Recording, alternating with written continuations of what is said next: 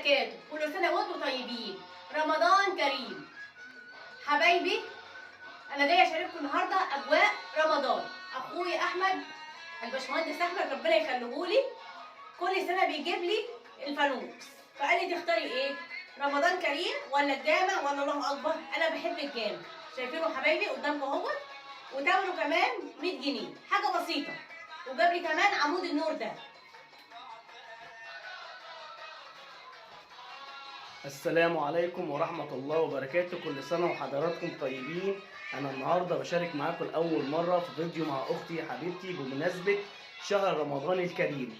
بصوا يا جماعة، احنا متعودين دايما في شهر رمضان ان احنا نعمل الخير لكل الناس، وبمناسبة طبعا الأسعار الجامدة قوي اللي احنا شايفينها، احنا عاملين جمعية صغيرة أنا ومجموعة شباب محترمين بنوصل بيها لأي حد لباب بيته بمناسبة الشهر الكريم.